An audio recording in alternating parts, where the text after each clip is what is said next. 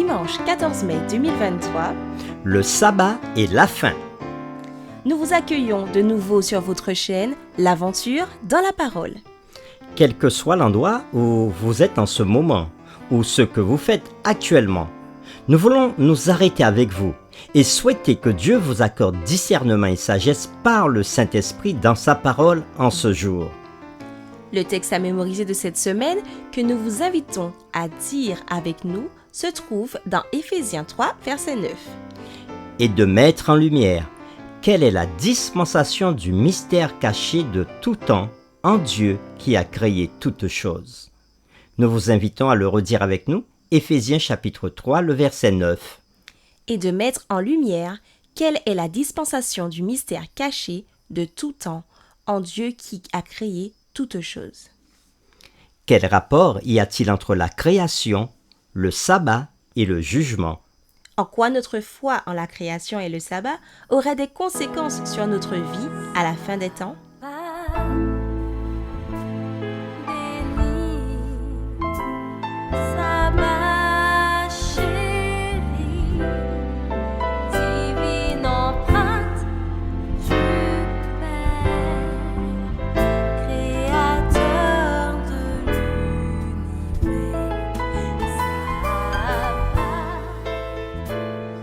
Les réflexions de cette semaine nous aideront à répondre à ces questions. Et aujourd'hui, nous le faisons avec la séquence Le jugement, la création et la responsabilité. Si nous ne sommes qu'une collection de cellules formées au hasard, un simple produit du hasard ou un singe africain qui a évolué, rien de plus, alors la vie n'a guère de sens. Si nous ne sommes que l'un des 8 milliards d'êtres humains qui se disputent l'espace vital sur une planète appelée Terre, la vie n'a de but que la simple survie. En revanche, la création biblique fournit une raison de vivre et un impératif moral pour vivre.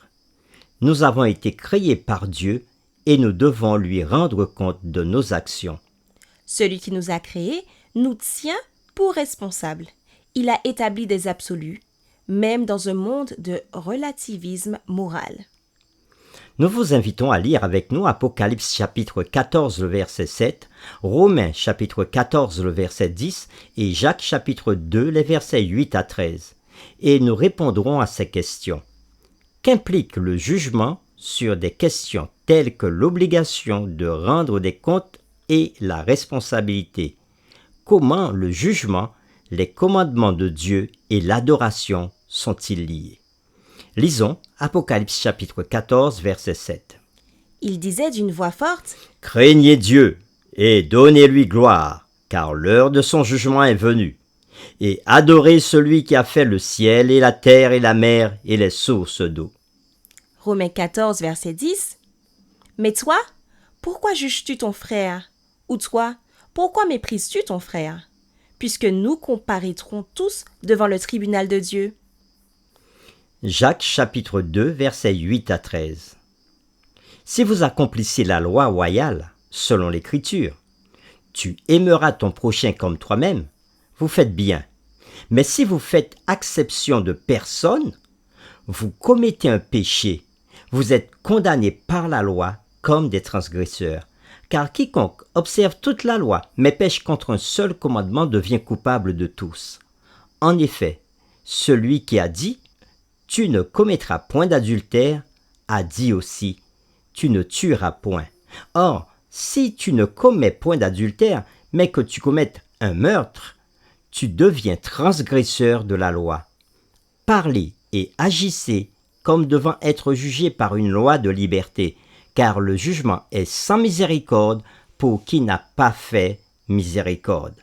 La miséricorde triomphe du jugement. Après la lecture d'Apocalypse 14, verset 7, Romains 14, verset 10 et Jacques 2, verset 8 à 13, répondons aux questions suivantes. Qu'implique le jugement sur des questions telles que l'obligation de rendre des comptes et la responsabilité? Comment le jugement, les commandements de Dieu et l'adoration sont-ils liés? Le message des 3 anges volant dans le ciel d'Apocalypse chapitre 14 annonce que l'heure de son jugement est venue. Puisque nous avons été créés par Dieu avec la capacité de faire des choix moraux, nous sommes responsables des décisions que nous prenons. Si nous n'étions qu'une collection aléatoire de cellules produites de notre hérédité et de notre environnement uniquement, nos actions seraient largement déterminées par des forces sur lesquelles nous n'avons aucun contrôle. Mais le jugement implique une responsabilité morale. En cette heure de crise de l'histoire de la Terre, l'heure du jugement, Dieu nous appelle à prendre des décisions à la lumière de l'éternité.